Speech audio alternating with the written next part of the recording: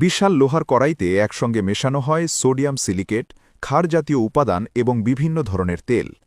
কয়েক ঘন্টা ফুটানোর পর সেই তরল সাবান নেওয়া হয় ছোট কড়াইতে। এরপর দুটি অর্ধগোলাকার ছাঁচে ঢেলে দুই পাশ জোড়া দিয়ে জমাট বাঁধার জন্য রাখা হয়। তারপর কারিগরেরা গোলাকার চামচের সাহায্যে প্রস্তুত করেন চট্টগ্রামের বিখ্যাত গোল্লা সাবান বা ১৯৩৭ সাবান। চট্টগ্রামের লোকজনের কাছে এই নামগুলো খুব চেনা।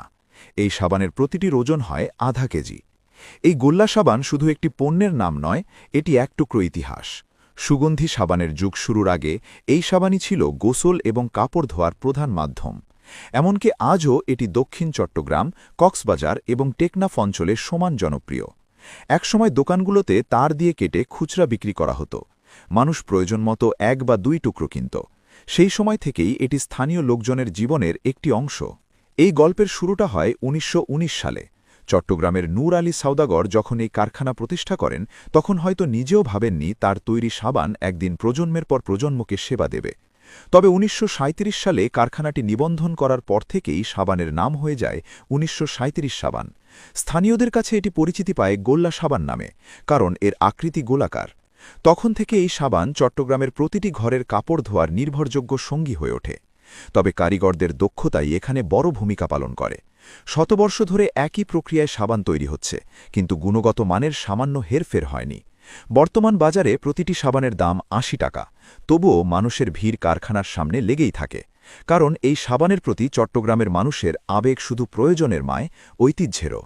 চট্টগ্রামের চাকতাইয়ের খালের ধারে যদি একদিন ঘুরে আসেন, তবে হয়তো দেখতে পাবেন একটি শতবর্ষী কারখানা, যেখানে বিশালাকৃতির লোহার কড়াইয়ে ফুটছে সাবানের কাঁচামাল।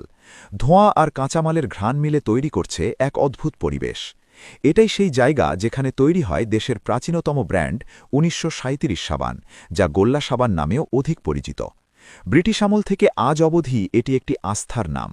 চাকতাইয়ের এই কারখানায় প্রতিদিন ৬০ থেকে ৭০ মণ সাবান উৎপাদন হয়। মাসে ১৫ থেকে ২০ দিন সাবান বানানো হয়। কারখানার কর্মচারীরা বলেন, কাঁচামালের দাম বাড়লেও আমাদের সাবানের চাহিদা কখনোই কমেনি। কারখানার সামনে প্রতিদিন মানুষ ভিড় করে তাদের প্রিয় সাবান কিনতে।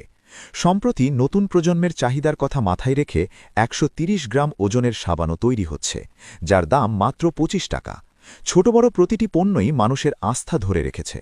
গোল্লা সাবানের গল্প শুধু একটি পণ্যের নয়, এটি একটি পরিবারের ৩ প্রজন্ম ধরে চলা শ্রম ও অধ্যবসায়ের গল্প। এটি ব্রিটিশ আমলের চট্টগ্রাম থেকে আজকের বাংলাদেশের ঐতিহ্যের গল্প। সময় বদলেছে, মানুষের চাহিদা বদলেছে, কিন্তু ১৯৩৭ সাবানের প্রতি মানুষের ভালোবাসা অপরিবর্তিত রয়ে গেছে। এখনও যদি চাকতাইয়ের ঐতিহাসিক কারখানায় যান, দেখতে পাবেন সাবানের কাঁচামাল থেকে শুরু করে প্যাকেটজাত করা পর্যন্ত প্রতিটি ধাপে শ্রমিকদের নিবিড় মনোযোগ। এই ঐতিহ্যবাহী সাবান প্রমাণ করে যে শতবর্ষ পেরিয়েও একটি পণ্য মানুষের ভালোবাসা ধরে রাখতে পারে, যদি তার মান অবিকল থাকে।